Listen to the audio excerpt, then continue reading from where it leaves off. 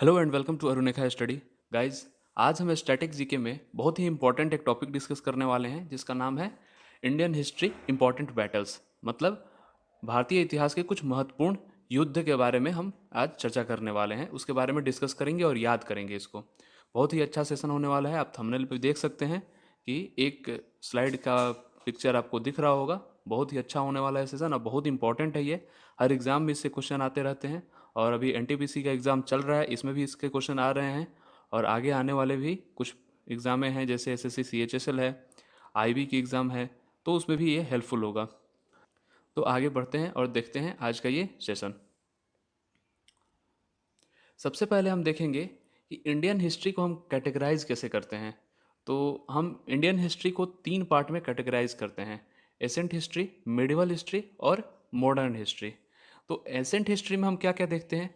तो accent history में हम Indus Valley civilisation, Vedic age, Maratha empire, Magadh empire, Mauryan empire, Sangam age, Gupta kingdom वगैरह वगैरह ऐसा हम देखते हुए आते हैं एंसेंट हिस्ट्री में।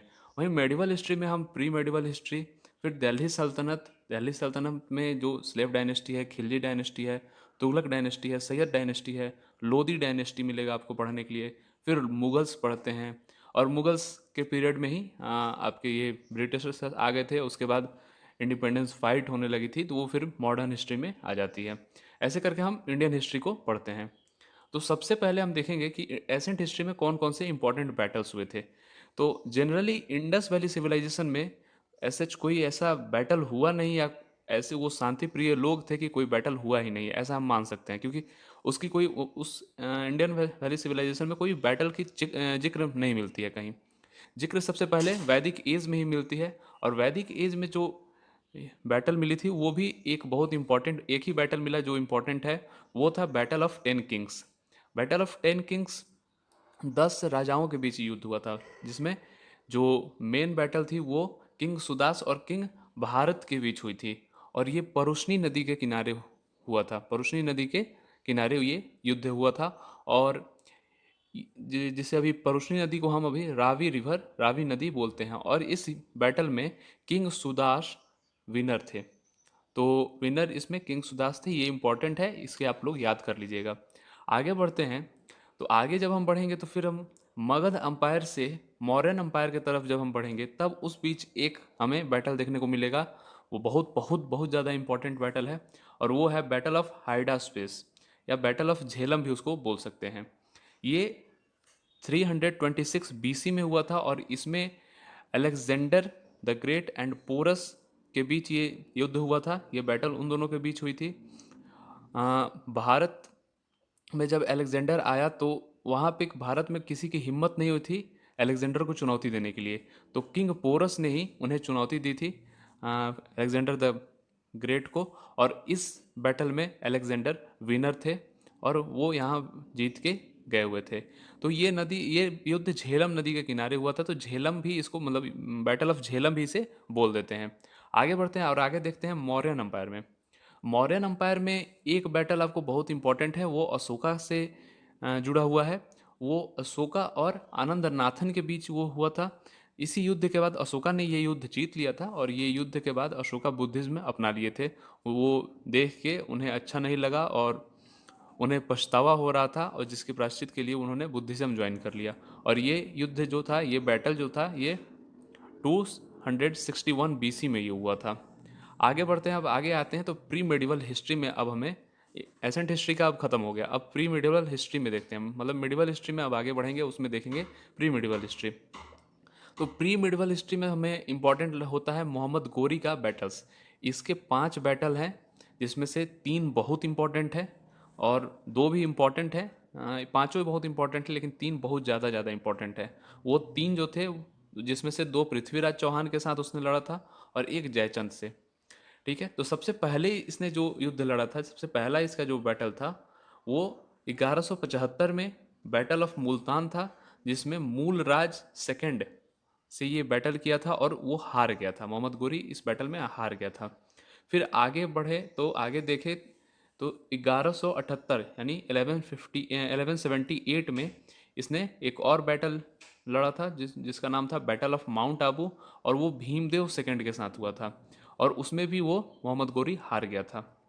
फिर आगे आते हैं और आगे देखते हैं तो 1191 यानी 1191 में इसने एक बैटल लड़ा, उसका नाम था battle of Tarain first. Battle of Tarain first, और इसमें इसने पृथ्वीराज चौहान को चुनौती दी। तो पृथ्वीराज चौहान ने इसकी अच्छी खासी बैंड बजा के इसको भेज दिया फिर। और इस लड़ाई में जो मतलब पृथ्वी मोहम्मद गोरी को जो बुलाया था उसका नाम था जयचंद। ये सारा करा धराया यहाँ से जयचंद का ही है। जितना भी बैटल अब यहाँ से आपको मिलेगा, जो तराइन बैटल आपको मिला, इस सब जयचंद ने ही कराया है। तो पृथ्वीराज चौहान ने इसकी अच्छी खासी बैंड बजा के इसको भेज दिया था। मतलब उसके बाद इसने तय कर लिया कि अब हम जाएंगे नहीं, हिंदुस्तान जाएंगे नहीं, इंडिया में जाएंगे नहीं, अब किसी से बैटल ही नहीं करेंगे वहाँ पे जाके। इतना अच्छा खासा इसकी बैंड बजी हुई थी। तो जयचंद ने इसको फिर एक मतलब लालच दिया, बोला कि तुम आ जाओ और जितना मतलब पृथ्वीराज चौहान को हरा दो, और साथ में एक और राज्य हम तुमको मतलब दो राज्य दे देंगे तुमको हम, अगर जीत गए तो। और इस बार प्लानिंग अच्छी है। इस बार प्लानिंग में पृथ्वीराज चौहान के जो सेनापति हैं उनको भी हम अपने प्लानिंग में मिला लिए हैं। तो पृथ्वीराज चौहान इस बार हार जाएंगे, तो ये लालच देखिए इनको बुलाया मोहम्मद गोरी को। और फिर मोहम्मद गोरी आया, और वो हुआ था 1192 मतलब 1192 में ये युद्ध हुआ था, सेकंड बैटल ऑफ तराइन।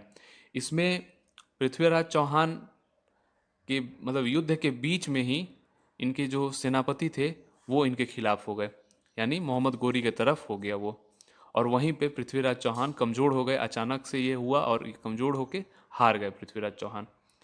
तो उसी युद्ध में पृथ्वीराज चौहान की उसने आंखें निकाल के और लेकर चला गया था पृथ्वीराज चौहान को अपने साथ। और फिर वहाँ पे अपने जेल में रखा था, क्योंकि वो इनसे शब्दवेदी बाण चलाना सीखना चाहता था पृथ्वीराज चौहान से। पृथ्वीराज चौहान शब्दवेदी बाण चलाते थे। फिर ऐसे कुछ हुआ और आगे बढ़े, तो फिर 1194 यानी 1194 में फिर इसकी मोहम्मद गोरी की लड़ाई हुई, और वो लड़ाई जयचंद से हो गई। उस समय जयचंद ने खुद खुद इसको चुनौती दी थी मोहम्मद गोरी को, और उसमें जयचंद हार गया। फिर आगे ये लड़ाई हुई थी चंदावर में, इसको इसको बोला जाता है बैटल ऑफ चंदावर। ये 1194 में हुआ था। आगे बढ़ते हैं और आगे अब बढ़ेंगे तो मिडिवल हिस्ट्री में अब देखेंगे मुगल्स अंपायर की कुछ लड़ाइयाँ, जिसमें सबसे इम्पोर्टेंट तो सबसे पहले बाबर का ही होगा। बाबर ने उसी समय मुगल्स की स्थापना ही बाबर ने किया है भारत में। तो सबसे पहले बाबर लड़ा था 1526 में पानीपत की लड़ाई। सबसे पहले तो पानीपत की लड़ाई बाबर ने लड़ा इंडिया में, और वो लड़ा था इब्राहिम लोदी से। और वहाँ पे इब्राहिम लोदी को हरा के इसने मुगल साम्राज्य की स्थापना की। और वो पानीपत की पहली लड़ाई उसको बोला जाता है बैटल ऑफ पानीपत फर्स्ट। ये 1526 में हुआ। फिर 1527 में यानी 1527 में बैटल ऑफ खानवा हुआ बाबर और राणा संगा के बीच, जिसमें बाबर जीत गया। फिर 1528 में भी बैटल ऑफ चंदेरी हुआ, जिसमें बाबर जीत गया, और उसमें हारा कौन था तो मेदिनी राय। फिर 1529 में बैटल ऑफ घग्गर, जिसमें बाबर जीत गया और हारा कौन था तो अफगानी आर्मी। इसमें अफगानी आर्मी के खिलाफ इसने लड़ाई की थी। और इसके बाद 1530 में बाबर मर गया था। तो इसको याद करने के लिए एक ट्रिक भी बना हुआ है। आ, पानी पिया खाना खाया चांद देखा घर गया मर गया। इसको आप लोग ऐसे याद कर सकते हैं। पानी पिया यानी पानीपत की लड़ाई, फिर खाना खाया खानवा की लड़ाई, चाय पिया यानी चाय पिया या चांद देखा, पानी पिया खाना खाया चांद देखा, चांद देखा से हो गया चंदेरी। और घर गया तो घर गया मतलब घग्गर, और मर गया मतलब 1530 में मर गया। तो ये इसकी एक ट्रिक है। फिर आगे बढ़ते हैं तो हुमायूं की कुछ लड़ाइयाँ इंपॉर्टेंट हो जाती हैं। तो हुमायूं ने शेर शाह सूरी से दो लड़ाइयाँ की थी, और दोनों लड़ाइयाँ में ये हार गया था हुमायूं। और पहली लड़ाई हुई थी 1539 यानी 1539 में ये पहली लड़ाई हुई थी, जिसका नाम है बैटल ऑफ चौसा। और इसमें शेर शाह सूरी जीत गया था। तो ये लड़ाई कुछ अधूरी सी ही रह गई थी।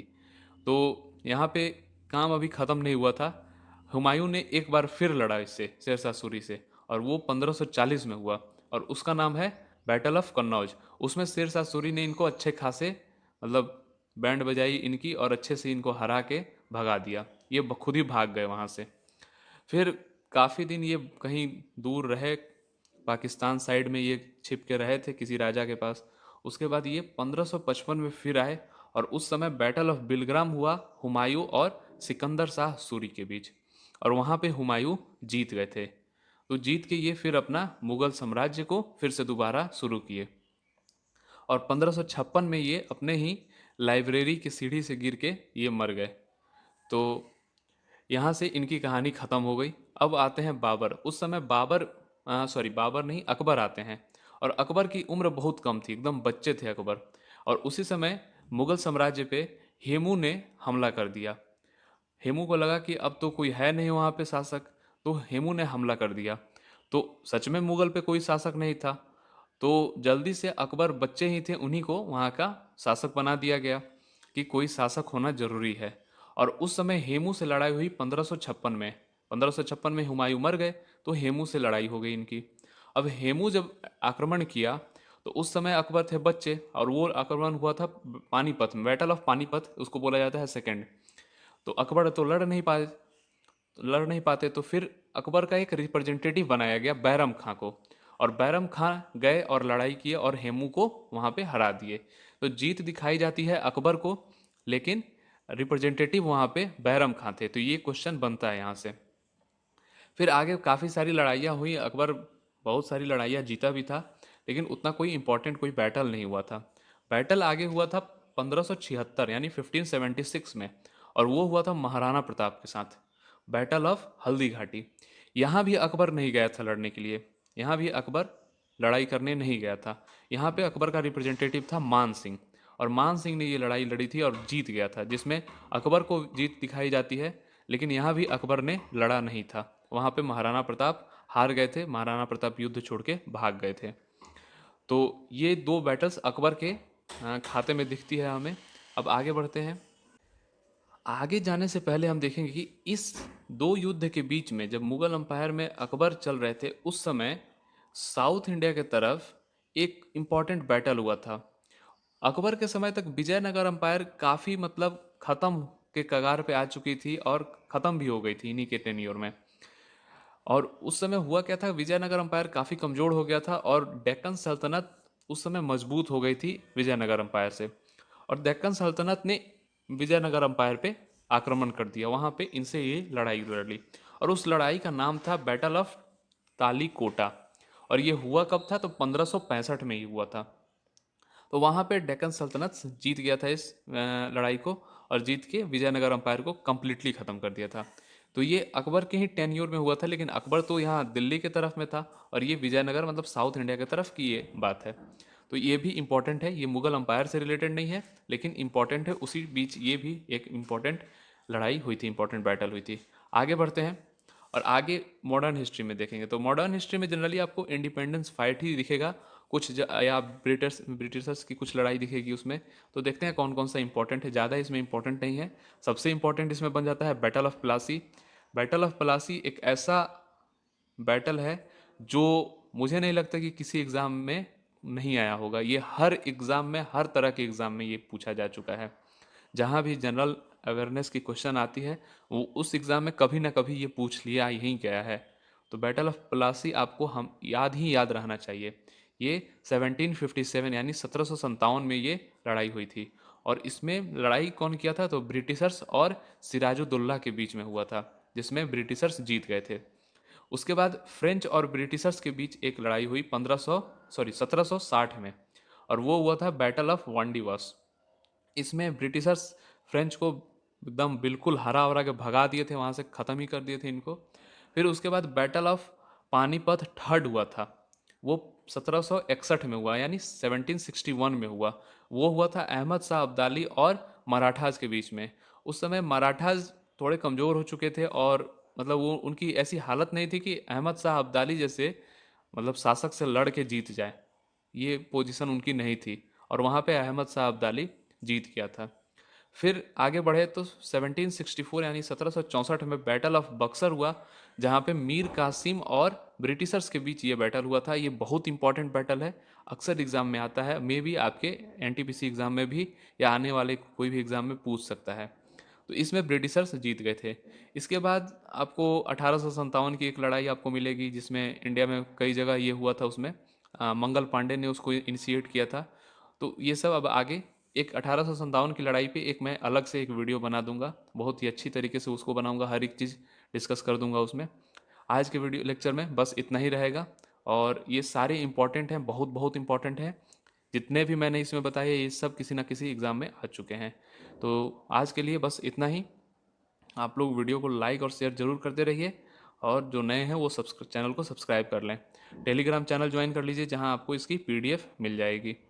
तब तक के लिए मिलते हैं आपको नेक्स्ट वीडियो में। तब तक के लिए thank you, tata, bye bye.